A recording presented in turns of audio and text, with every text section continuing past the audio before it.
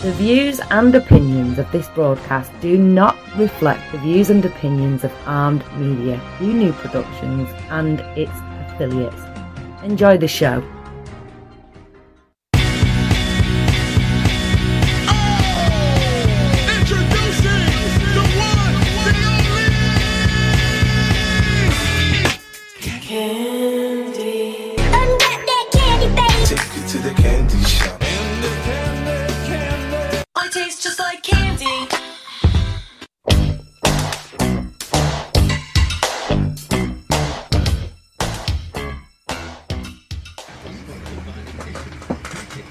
What's up, everybody? Welcome to Ask for Candy, 101 ways to make your love and your life sweeter. Who I am Candace Harper, lovecoach.com, and I teach and inspire audacious intimacy to powerful, professional, grown women who want real relationships and seductive singlehoods. And I always say that dating and relationships can be hard, but love is always easy. You are listening to us maybe on your TuneIn app on a smart device, or maybe you're in the garden on armedradioglobal.com. We're also now available on iHeartRadio, so if you have an Alexa, you can ask for Candy. Maybe you're joining us live on Facebook. I see that Angela is here and Lee is here. My Lee and Angela, both you guys are so devoted. I love that you always show up and you're here to participate. This is going to be a really deep conversation tonight, and we're going to cause a lot of really wonderful things, I believe. So joining us live on Facebook. I want to make sure that you're part of the Creative Love Collective. I also want to make sure that you're part of Armed Radio Group News, which is our groups here on Facebook. And also during the course of the show, you can always call in. If you're not on Facebook, 1-800-508-5431. This is a really important conversation tonight. So if you feel compelled, if you're out there and you're in the listening world and something moves you to want to talk to us, please feel free to call that number, 1-800-508-5431. And then you can also email if you're feeling like you want a more private communication, askforcandypodcast@gmail.com. And any questions you have will be answered in a later broadcast. But like I said, I'm Candace Harper, lovecoach.com. My talent is conversation, my passion is personal growth, and my purpose is to teach and inspire radical self-acceptance in myself and others so that we can all have our best possible love life. And what this show is about is each week we have lively conversations about different topics relating to love and relationships. Sometimes we'll bring on special guests. We have a very special guest tonight who I'm going to introduce you to. And always we get a chance to laugh, cry, or just learn something new. And that is why this is a conversation. We're not here to hand down a bunch of dating rules or rights and wrongs. We're not here to shame your love life. Our only intention is to create audacious intimacy, seductive singlehoods, and healthy relationships. For tonight's show, we are continuing our ongoing series where I'm partnering with other love coaches, relationship experts, sex educators, and opinionated people about sex and intimacy. It is the summer of Sexploitation. And the goal of tonight's show is all about releasing shame and beginning a healing process. And I know, like, normally you guys that listen in, usually it's like we're very light and we're very, very funny. And, I come and I have like this very like light and funny voice. And I can even hear it in myself, like just the topic that we're about to dive into. It has just a lot of energy around it. And that's not a bad thing or a good thing. It's just a high energy thing. So I brought back Julia from happyfeminine.com. If you guys remember from before, she was here for our different types of orgasms. Yes. And Julia is a sex educator and sex coach who's based in New York City, and she's mostly known for being an unapologetic stand for the sexual happiness and sexual empowerment of others. I love that phrase, sexual empowerment, right? Julia has a reputation of getting straight to the point with ease. Joy. Julia comes from a background of psychology, spirituality, and sex education, and she's committed to transformational work, and she continues growth in her own daily life through entrepreneurship, sober lifestyle, and relationships. And Julia helps people to return their sexual power and awaken sexual liberation within them. She is open about her own struggles in the past with body image, sex under substances, and depression. Julia is in a commitment to empower people to live authentic lives. We all want to live authentic lives, right? On a daily basis, Julia does one-on-one and couples coaching, facilitates women's circles, and leads conversations about authentic and healthy sexuality. She meditates, dances, laughs, travels, creates a life full of love and passion, and she's a perfect person for me to invite on the show. And I told you the first time you were here, I want you to come back again and again. But get reacquainted with everybody. Julia, say hi. I see Jonathan and Christina joined us. Hi, everyone. Right. Hi, everybody who's in Facebook Live and everybody out there. So go ahead, Julia. Thank you so much for having me back. I'm really happy to be here. I don't know how much of a perfect person I am, but I believe that any person that would end up, talking about the topic, authentically being here, of course, that, be a perfect person to talk about that. But thank you so much for having me. This is a huge topic, that's for sure. It's a huge topic. There is, I told Candace when I came, we can talk about it every year, each week, and we're not going to cover everything, right? There's so many aspects, so many little details into that goes into trauma, into type of a trauma, right? But we're going to do our best to cover at least, little of it in a way that hopefully will serve whoever will be listening and will really make an impact in your life and lead you towards your own healing if you're going through one, or maybe you can help support someone with a healing, or just even knowing information in general. It's always helpful, right? Because I always say we all have a sexual trauma, right? Yeah. One way or another. Some of us have bigger impact, it just differs.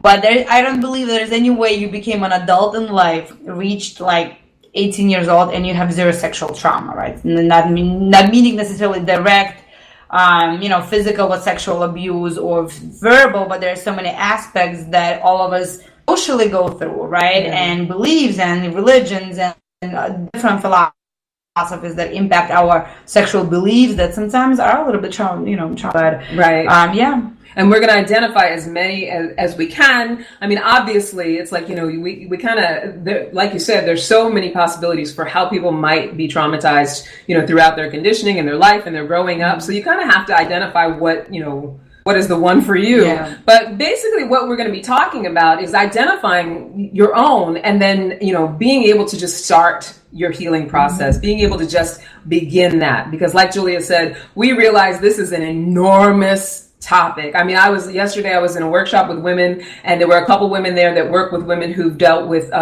sex trafficking and been trafficked. So from that to family incest, rape and date rape, and there's just so many. And we're not just talking about women here. This is also for men. There's just so many different horrible ways that people can traumatize each other in a sexual way. And so, what we're really our real goal in this particular conversation is for those of us who have walked around with that thing that is having an impact on our relationships, having an impact on how we view ourselves, whether we view ourselves as enough, whether we're, having struggles in our careers, and there's this thing in the back of our head that's like constantly nagging. We're talking about, how do we start the steps to begin that healing, right? Yeah. So that's what tonight is all about. We definitely want you guys to participate. We want you to feel free to ask any questions or even just put in your opinions. And, if I know it can be a very sensitive thing to share. So everybody doesn't want to share their personal details. No one has to do that, but you're also welcome to do that if you want to too. We're here to talk about it and listen.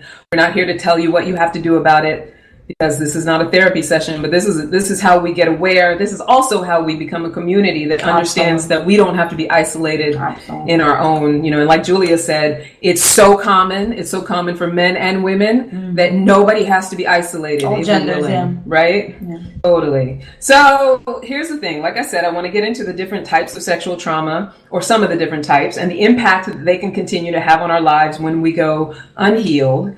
And, we're not presenting lessons for victims or anything like that. What we're doing is how do we start to explore how healing whatever we've been through will make a difference in, what we're up to, what we'd like to have in our lives, how we'd like our relationships to be, right? How we like to approach our love lives, right? Love lives and lives in general, because sexuality is our life energy, right? So it really impacts when there's any kind of a trauma in the sexual, in the sexual energy, it blocks all areas of your life, right? So it's not even about healing the love life. It really has an impact on your financial, on the way you feel in your body, any kind of other, we're probably going to speak about that, alcohol abuse or substance abuse or eating disorders or any addictions. It's so many other, so it's really, it touches everything. All areas of your life. Yeah, absolutely. You know what I was thinking too, and we'll get to this part too. As I was thinking about this topic, I was thinking about how when someone is impacted, or someone, let's say, is victimized by sexual abuse, it impacts everyone in their lives. Like, you think about, let's say you have a mother who was sexually abused as a child. Now, she may or may not, be able to do some healing or be able to work on it or go to therapy or whatever. But either way, it's going to have an impact on the kind of mother she's going to be, the kind of wife that she's going to be. Same thing with, if you have a man who's sexually abused, it's going to have an impact on how they show up in the world. Absolutely. So it's what's important about it is not so much that we, think in terms of like how can we punish those who do it. It's how can we get ourselves to a healthy enough space that people don't do it. Yeah. You know what I mean? It's not only even like, definitely not to punish those who do it, but it's actually also create a healing space for those who did it, right? Yeah. Because if a person did some kind of mistake or chose a certain action, it doesn't mean that we need to, everybody needs the healing. Yeah, everyone needs the healing. That's what I mean. I get that sometimes happen situations that our first reaction may be just, I wish the person would be dead, right? Or they don't deserve to be alive on a planet, or we have a different thoughts coming from reaction into whatever happened. Mm-hmm. But everyone deserves a healing, right? And whatever action happens, it happens from the core of someone else's already previous trauma, right? So even when we speak about healing, about sexual trauma, it's not only sexual trauma for the person who was victim, or who experienced, who received, let's say, who was creating that in that sort of way. It's healing for everyone, both ends, and we cannot diminish people just because of something that they did. So it's healing for everyone. Yeah, and in the healing, then the idea is that if I'm healed, I'm not then going to pass the abuse on. Ready to absolutely, it's like cutting the cord. Yeah. Exactly. So let's just identify some different things. There's always the we could say the obvious ones like rape, which there's so many different types of rape. So many different types of rape, and it all have different effects depending who did it, the age, the type. Was it a continuous one? Was it Yeah. So rape, incest, molestation, sexual harassment. But you also say, I was reading when I was doing some research on our topic, I was reading in your blog article, you said that there's certain types of sexual trauma that are like people don't necessarily talk about that also have a big impact. Tell us about those.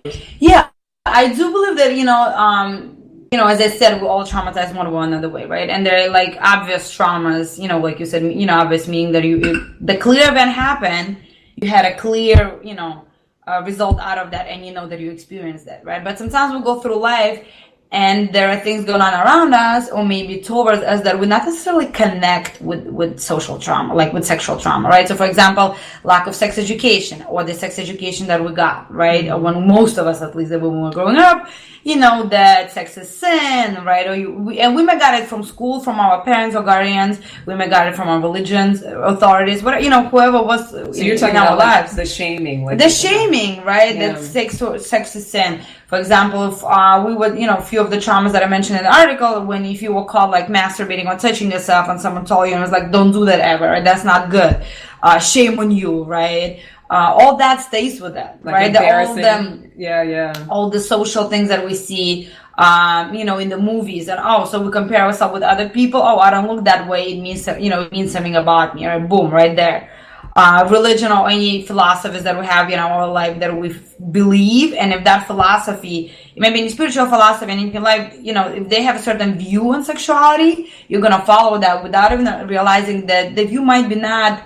Let's say that, right? Like if you're gay and you're in a pray the gay away kind of family, that's traumatic. That's traumatic. That's considered sexual trauma. Especially if you're gay and you're like in the church, that it's like everyone knows that it's traumatic, right? And then don't necessarily the exact abuse needs to happen, right? So all those kind of I don't want to say little, because it's not little, but all those things that we not really connect, but they still there. It's really, there is still much more religious, social, the way body image, the way it's really, it has a huge effect on us. So with that in mind, the idea is to just think for obviously whoever's out there and listening, you do have to sort of do a little soul searching for yourself. If you feel like there's some things that you have around sex, whatever shame you might be feeling, like just, a little, I guess sort of a self-exploration, like, how to discover what my trauma might be. And that this is not to say, maybe you feel great and it's going great for you and that's fantastic. But if you are in this conversation where it's like, that there's something there that needs to be healed, this is a good opportunity to just kind of identify it, because we're going to talk about like the different steps to begin the healing. We're not saying these are the rules, this is the only way you can do it, but these are just some suggestions and things, right? What were you going to say? I forgot. What I was saying, I'm getting there. I don't know what I was exactly thinking, but it's really an opportunity to look how you feel even around sexual conversations. What are the words you use to, identify your genitals or sex, or how often do we use the body words for cursing, right? Or calling people like certain ways. You were talking about this in your workshop. Why do we call somebody a dick? Or asshole, right? We make it a negative connotation. Right? But then it like stays in our head as a negative, and then it's like, we think that it's not, but it does. Our mind keeps record, right? Yeah. So just stuff like that, and even like how we, how do we feel around like sexual conversations? Maybe I feel with you a certain way, but maybe with my mother I will not talk about masturbation. Maybe with my partner I'm not going to talk about it. Like how do I really navigate? And there's no right and wrong way to go around that, but it's really know what's going on with you, because it's in the end it still affects the way you approach sexuality, right? I always say the definition that you have currently in your life where you are around sexuality is going to affect how you have sex and how you're going to show up in your sexual journey, right? Because that's how you approach it. That's how you define things. And it's probably also what you're saying, like as far as the little microaggressions of how our culture approaches sex is part of what supports this sort of violent, dangerous, sexual, energy that can be in the air a lot of times. Absolutely. If you think about how we're so conflicted, where it's like it's this wrong thing, and we like you said, use such negative words, and it's how we insult each other, like he's a pussy. It's how we insult each other, right? But then on the other hand, we want it to then be something that is revered and for whatever rule, like religious rules we think it should be for. So there's such conflicting messages. It's no wonder that it becomes this violent thing where people express themselves in very twisted ways, right? Or ways that and by twisted, I don't mean predilections. We all have our preferences. But anytime that someone else is being forced. Unconsensual, when you have something, there is no rules how to have, expressing your sexuality or have sex, right? As long as everyone is in agreement. You can do anything you want as long as everyone is happy and consensual agree to that. And it's interesting too, because in the reading and doing the research, the thing that just kept coming up, and I so understand it, and I'm sure everybody out there will too, and I'm sure you will too, Julia, this idea that anybody takes away your choice. Absolutely. I think that's part of the reason why it's so traumatic, even as a child, because even children know that they're naturally supposed to have a choice over what happens to their body. They instinctually know that. They may not be able to have that language, but and as we grow older, it's like the idea that someone just takes something from you, absolutely, like the control of your body, whether you're a man or a woman, it's and that's it's what unconscionable. That's why it's when it comes to, if we're going to take, for example, sexual abuse as a in terms of rape, for example, it's a power play, right? It's a power play when you feel powerless, when you the moment when the power was taken away, forced to be silent. There's a moment when you use your voice, when you use a sexual voice, when you think that that's where so you go through life believing that your voice doesn't matter, that you have no voice. Right, it's really, or you take the other extreme, proving that you have a voice, and then it turns into aggression because it's coming from the wound, right? So then people who are really trying, be in there and being dominating with what they say and opinionated, all this stuff. Not that everyone that's opinionated will have a sexual assault, of course, but in the nature that, it impacts. It is really it's a power dynamic conversation that it's really it's important. It's important. So that's why with all of that said, the idea here is how do we begin, especially as adults who are a few decades in, my student, how do we allow ourselves to start down that path of healing it? And like everyone's healing process is different. It really definitely is about finding something that works for you. But I guess the encouragement here is that if there is anything, it's worth looking at, and it's worth just finding that self-care and finding a way to love yourself through it. And so here are some things. I found this article on lifehacker.com by Vanessa Marin. She's also a sex therapist. And her whole thing is to help people have way more fun in the bedroom. But she also talks about healing sexual trauma because she's in this too. So we're going to go through kind of what her steps are and like put our own licks on it, and so to speak. And we'll go through and see what we come up with. So her first thing she says to do is acknowledge the trauma. Is basically what we've been saying. Yeah. She says, first and foremost, it's important to acknowledge that you've been traumatized. Denial, distancing, and minimizing are extremely common reactions for sexual trauma survivors. And she says her clients say things like, that happened so long ago, which I feel like that's such a common thing, especially when you're an adult and you remember like somebody, even if it's just like a molestation or saw someone, adults naked too much, or you were exposed to things that were beyond your emotional capacity at 6, 7, 8 years old, those kinds of things. And a lot of times we stuff them down like, oh, that happened forever ago, so it's not that big of a deal. Or other people have it worse than I did, which, we all have our own threshold for stuff. So she says it's difficult to acknowledge sexual trauma because it's something we don't want to have happen in the first place, obviously. And having to acknowledge it feels even more painful. And a lot of male survivors struggle to acknowledge sexual trauma since they stereotypically believe that only women can be victims. So she says that her suggestion is, catch yourself minimizing your trauma. You can say to yourself something like, I know it's hard to acknowledge that I've been abused, but it did happen and it needs my attention. I deserve to acknowledge what happened to me. And yeah, it's really, I think we spoke a little bit, but just kind of just put, it's acknowledging the trauma and knowing that something happened that affected you, right? And most of the times when I work with people, it's never one thing. Most of the times it's, I saw my parents having sex when I was that time, and I was told not to tell anyone, right? So keeping the secrets conversation starts. Then a few years later, I was, maybe raped, and then a few months later, something else happened, and it's usually it's a multiple thing. It's never usually that this one event that happened, right? Because again, as we go through adults through life, it's hard not to be exposed to certain things, right? That are kind of actually out of our control. So really acknowledging that and knowing that it impacts you. In a, in maybe obvious way or maybe not in such an obvious way, but because if if there's something happened and clearly you didn't ask for support that didn't heal that, where would it go? We trust that with the time it kind of healed. Well, yes and no. It really does not. The wound gets there, right? It's cancer. Exactly. And it will manifest in a certain way, right? Yeah. And sometimes it manifests in a physical way. And a lot of times manifests in a physical way. Just sometimes it manifests in such a physical way that it actually impacts our life on a planet. Yeah. And sometimes it's just some kind of a thing like a stomach ache or migraine or back pain, like stuff like that. But it goes somewhere. Yeah. It doesn't just disappear, It's not like, we cannot wash it with the water, right?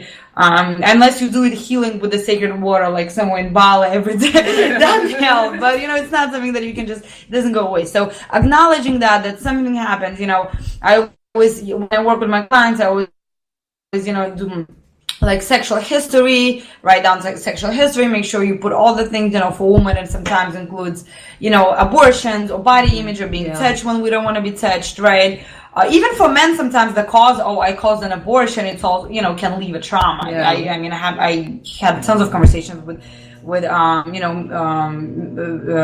with around that, but it's really, knowing that, this is what happened, and actually take a look. Even if you think that you had no traumas, which, it's absolutely, valid point, of view, but like write them down, like write your sexual experience and actually see look at it. that didn't affect anything. Yeah. That my grandmother who told me that sex only after marriage, that really didn't have any impact on the way how I show up in my sexual life. Like really question that, because there's always something. Yeah. So that, the acknowledgement part of really being in a commitment to go into that conversation, to look and something, right? Maybe why I feel certain way about women, maybe, about my body, about naked people, right? Like what is in there? So I believe that there's always something. But here's the thing too. Here's the thing about it too. Like in the acknowledgement, because I think a lot of times the fear of the acknowledgement means that I then have to admit that there's something I'm ashamed of, or there's something wrong with me, or all the things that I've been telling myself about whatever it is that happened to me and making myself wrong about, that it's true if I acknowledge it. But the miracle of acknowledgement is not only do you get to free yourself from this idea that you are isolated in your issue and your experience, you also get to find your community. You get to find other people who've been through, if not the same thing, something very similar. And like Julia said, start to realize that everybody's got something. And, even if we cross into the realm of non-sexual abuse or, other kinds of trauma, like everybody's got something where they would be able to say, I get it. But if we isolate ourselves, out of a non-acknowledgement, because maybe we're concerned that it will hurt people in our family, or someone will think something badly about us, or, my partner will leave me. My partner will leave me. I mean, that's exactly how we manifest all the things that we don't want, right? Exactly. It's in that resistance. So encouragement is just to consider that, it's like that in the acknowledgement, there might be freedom. And however that healing. Right? And however that works for you. And the second one to that, which, works along with that, is don't blame yourself.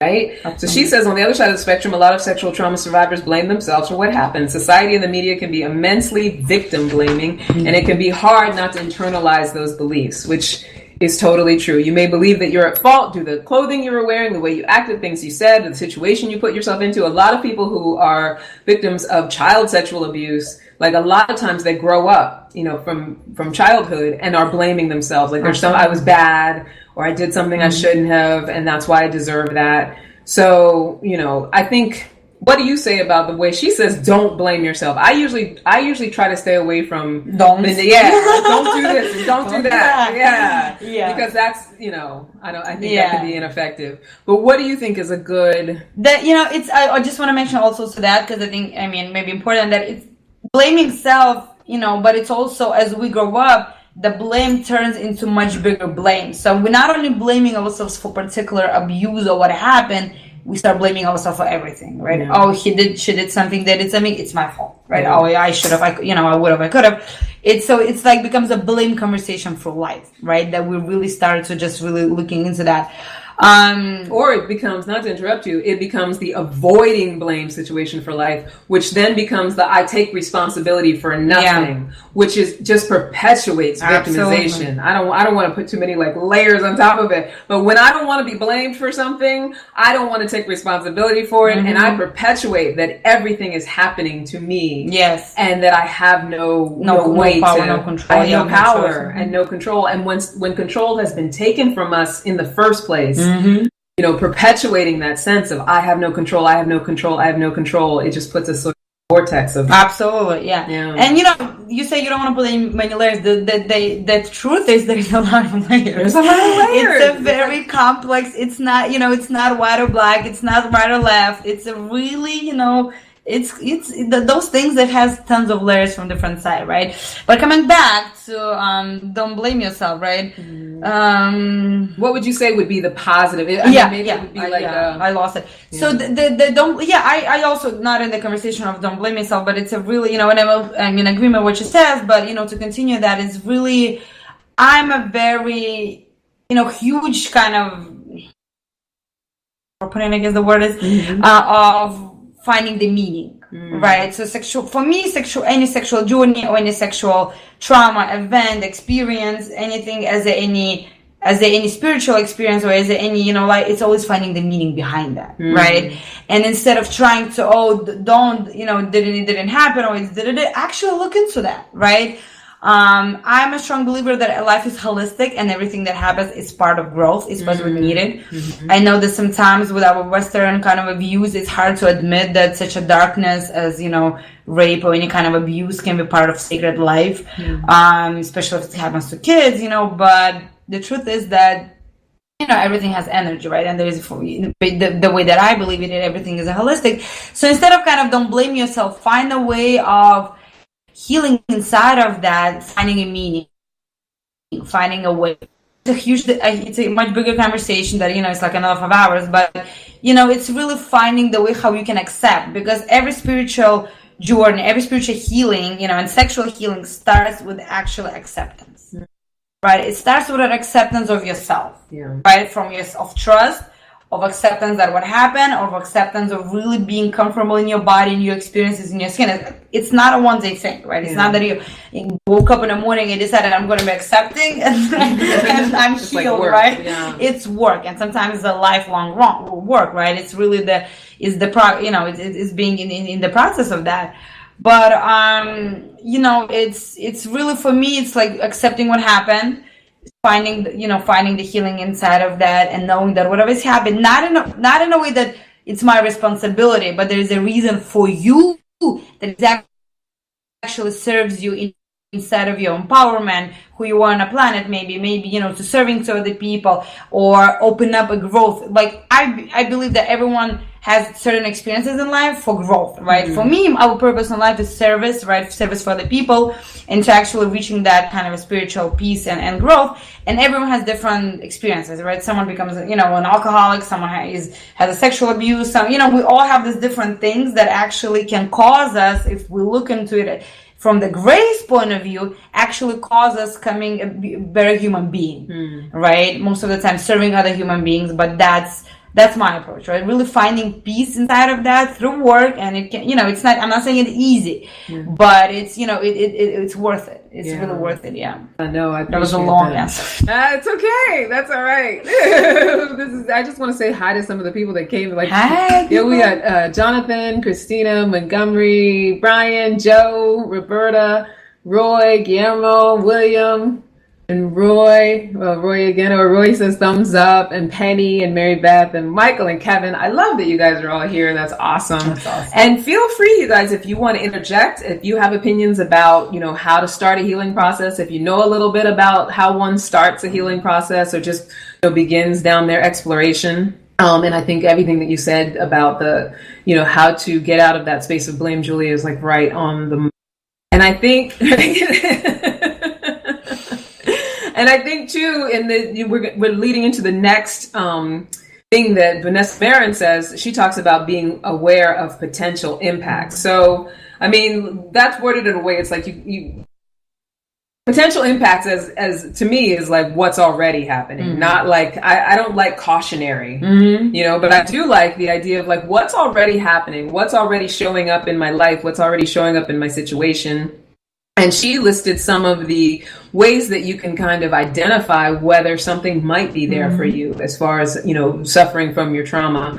And she says things like getting scared or jumpy when you're approached, talked to, or touched in specific ways, feeling very hyper vigilant. And by the way, let me just reiterate that this is for both men and women, because all the other genders. We always assume that only women go through this, or people who identify as women. We assume that it's, it comes from weakness, and victimhood is about weakness, and it really is not about gender at all. It's everyone. Right? It's everyone, and anyone can be forced, out of their control. So having a hard time trusting others, if that's something you experience, feeling scared of losing control, disassociating during sex. Like if you feel like you have to go somewhere else mentally, low or non-existent sex drive, a difficulty getting turned on or reaching orgasm, feeling disconnected from your body or even hating your body. You mentioned that one, Julia. Like the body image thing is, we don't usually, I don't think necessarily associate that with a sexual trauma, but it really is. Oh, it is. Like it absolutely is, right? It's how you feel, if you were, some people, there was mentioned dissociate with the body. Some people then try to hide, right? So it's like, the eating disorders come to that, right? For some people, overeating, or the other way, right? Some people who are, I see that, not to interrupt you, but I do see that a lot, because when you see, I started watching that show on TLC, My 600-Pound Life, and one thing that definitely reoccurs is there was some sort of sexual abuse or some sort of abuse, and the idea is like, not only is the food sort of satisfying the need for a feeling good, there's also a level of control, and it's protection. It's like, how can the layers. Yeah, how can I add? It's almost like armor. How can I add as much protection as I possibly can? That's Absolutely, really common. Absolutely, yeah. No, it's all good. It's all inside of that. Yeah, that is some people who are, have a the beautiful people, right? I mean, meaning they're all beautiful people, but meaning based on criteria, right? So they can feel uncomfortable because they always feel guilty for that. So my body is, they become like a sexualized object. And it's a really, it has a tremendous effect on that. Yeah, absolutely. Yeah. I just stopped because someone said something. Yeah, Lee says everybody experiences trauma differently. Yeah. There can never be the assumption that everyone can or cannot cope with trauma or cope equally. Trauma is very, and the reaction is very different. The coping is different. The traumas are different. There is definitely no size fits all in anything. That's why I think we're kind of mentioning a lot, trying at least to mention maximum things as we're going with the time, because it's definitely extremely individual experience, and there is no one way to go about that. And with that said, the balance to that though is, because I know one thing that I've done, not necessarily sometimes maybe around sexual trauma, but any kinds of, even when I was dealing with depression, it was so isolating to be like, this is only me. Mm-hmm. This is only my problem. And while I absolutely think it's truly, and it's true what you're saying, Julia, we all experience it differently. The important thing is that we understand that we all experience. Right? We all have our own personal ways to process it, but it's really important that isolation not be the direction. And isolation actually goes top on this list, right? On top of impacts. The isolation is one of the things that, trauma survivors, any trauma survivors, go into. It's really like, again, of all the conversations that we covered, we covered before, but it's really isolation is a huge part of that. Yeah. Yeah.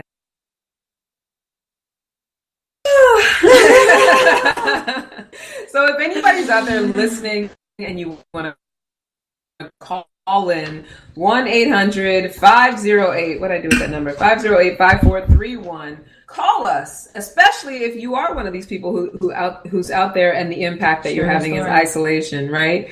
And let's see, she also says not knowing how to make healthy and safe decisions about sexual activity, sexual pain conditions, and health issues like vulvodynia or UTIs.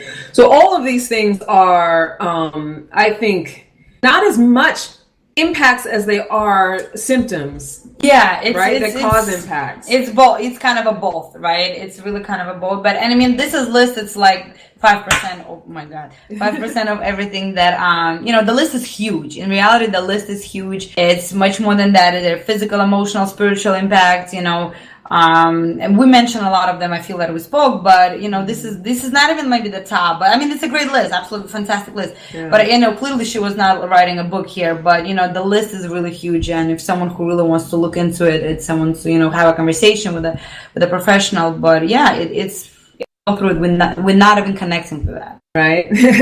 Like just scratching the surface. And that's the thing too that we're saying here. It's like, just an invitation to just start it, to start the conversation. There's so much to be said for the value of community and just the value of, and here's the thing. I don't know if you read Brene Brown. She talks a lot about vulnerability, right? Yeah. And, this is, like Lee was saying, this is an extremely vulnerable thing to be able to admit that someone took control over you and that you didn't have a choice in the matter. It's an extremely vulnerable thing. So you want to find a safe space. Yeah. Right? You want to find, if you can find a clinical space, that's ideal, right? But then also there's something to be said for if you're not at that point and you're not ready to go that far with it, just someone that you love and trust. Like just find somebody that you can get out of the isolation and just talk about it a little bit. The start is the point, because the second you open your mouth and you share, the healing starts. Yeah. And then the healing is such a thing that there's only that much that we have to put into our own healing. I mean, there's always work that we need to do, of course, but there's a lot of things that actually happen on its own. I don't want to go really woo-woo, but it's really goes. So when the second we open our mouths and actually start, I go woo-woo. You didn't go woo-woo. I go woo because I'm coming from academic point of view, and at the same time, from spiritual perspective, but at the same time, I'm a very woo-woo person, so it's kind of all that together, but. Scientific as well, but it's really, once we do the step, the universe does like 5 for us, right? Yeah. Once we do 1 step, the universe will give like, give us the people, give us the right books, the circles will come, it will come, right? We just need to kind of really like go with the flow and here, trust our intuition, connect our heart with our action, and actually, and go with the kind of a flow with it. Yeah, but even the starting point to even someone, it's already a starting point. Sure, like you're already beginning. You're already beginning your journey, yep. Now she says this thing, which I don't know if I fully agree. Vanessa Marin from lifehacker.com says a thing about identifying your triggers. So I guess what she's saying is, she says sexual abuse survivors often get triggered by certain actions or words. Try to start gathering information on what triggers you. When you feel scared, uncomfortable, or nervous, or when do you feel scared, uncomfortable, or nervous? When do you feel disassociated? What words, actions, or activities don't feel safe? I mean, I do think there's something to be said for like, identifying when you're in that space and going ahead and being able to, we, in some modalities, they say, take out your observer. Yeah. And like, if I'm in a space of like anxiety. So the idea is to identify them, but is there like... Well, she's saying like to sit and try to make a list of the things that trigger you. Oh, just a list. Okay, got it. Yeah. I mean, I guess if you can do that. Yeah, I feel it's never, any work, it doesn't harm, right? It's good to know. It's good to know because then you can connect. Mm-hmm. So, if I don't know that, if I'm not aware that touching is triggering me, it's like you can touch me and then I'll be in reaction, but I'm not even connecting that I'm always in reaction when I'm touched. Yeah. Then I'm kind of not going to know there is a trigger, right? So it's good to know your triggers because it's, again, then you're able to heal them, right? Because when we repress or hide and we're not aware about the things, we cannot heal them. The healing starts when we're aware of something. It's like, oh, this is there.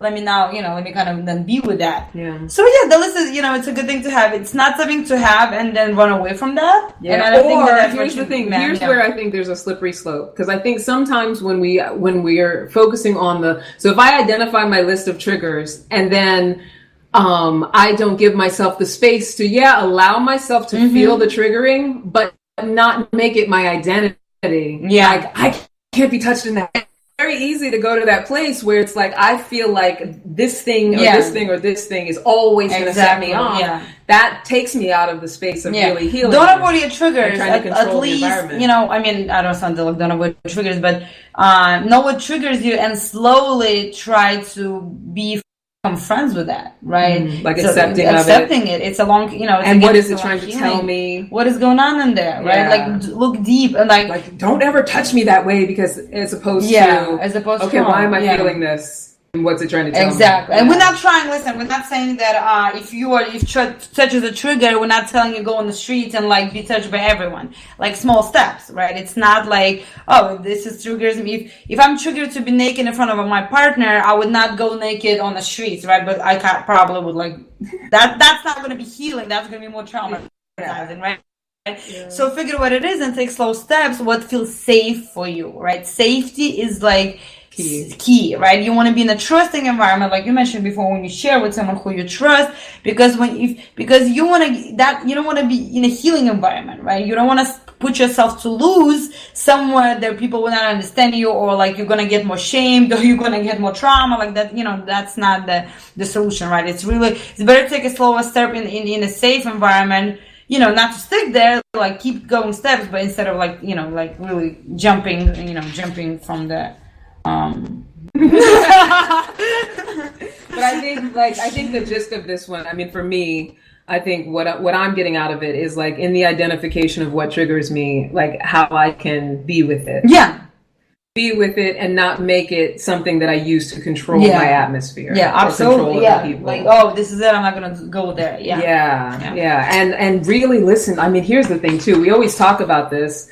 Listening to our intuition and listening to our gut and what our body's telling us. And, the thing is a lot of times we just feel something and we react, or we feel something and then we take a medicine or we drink something or whatever to try to fix it right away. But all that stuff is really good.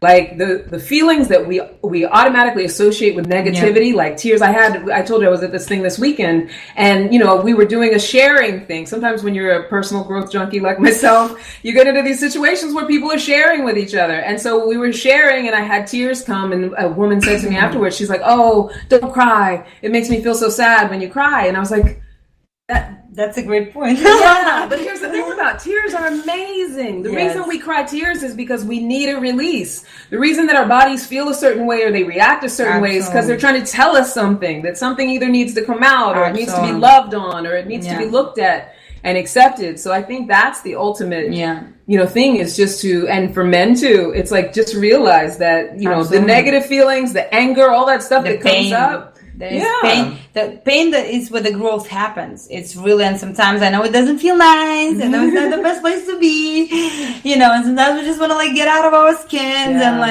or change the, get back, go back in time, or go have a drink, or do some other stuff, or go have sex, or go drugs or XYZ. But in reality, that's, the growth doesn't happen when we like jumping around and playing, and being happy and everything is great. Growth happens in pain, right? Mm-hmm. That's where the place of where we become stronger, right? So any pain is actually fantastic. The pain is actually, your body or your mind is telling you that there's something to work on, right? There's something to work on. It's a message from the universe that tells you, okay, something is not working. Something is going, somewhere.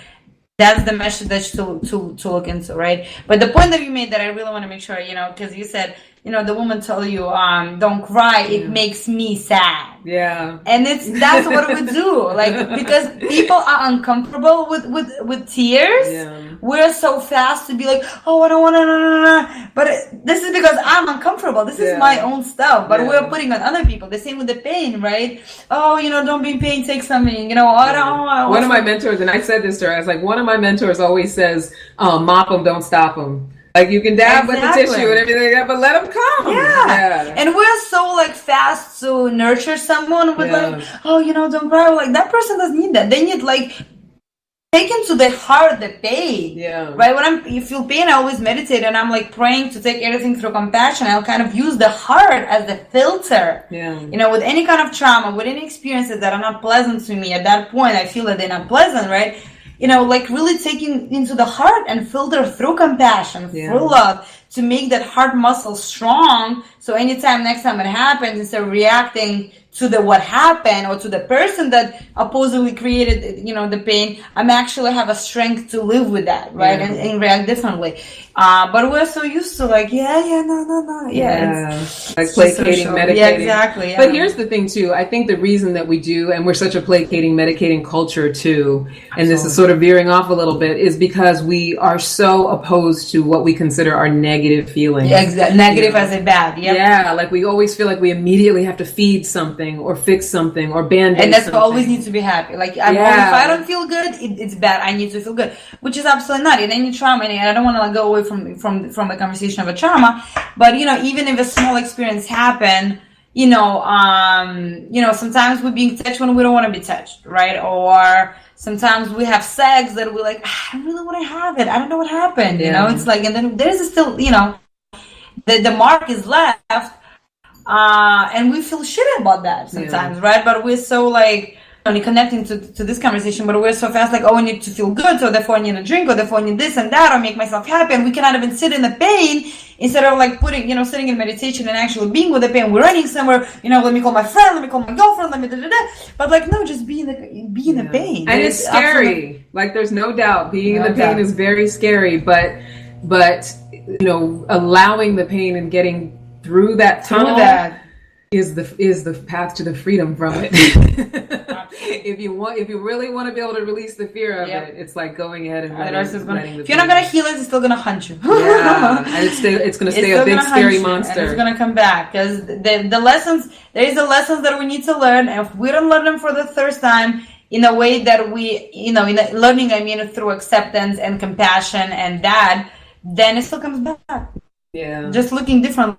But it's still come back. True. Yep. All right, people. You can participate in the convo if you want to. I see Shani. That's exactly who I was talking about. My mentor Shani. She always says, "Mop them, don't stop them." Hi, Shani. Hi, Shani, and Rory and Nessa Jean Baptiste. Thank you guys for being here. And we are getting. I think we're going to make it all the way through, Julia. I didn't think we were going to be able to do it. So Vanessa Marin. All right. Vanessa Marin also says, which I do actually really agree with this, and we touched on it a little bit about taking really good care of yourself. So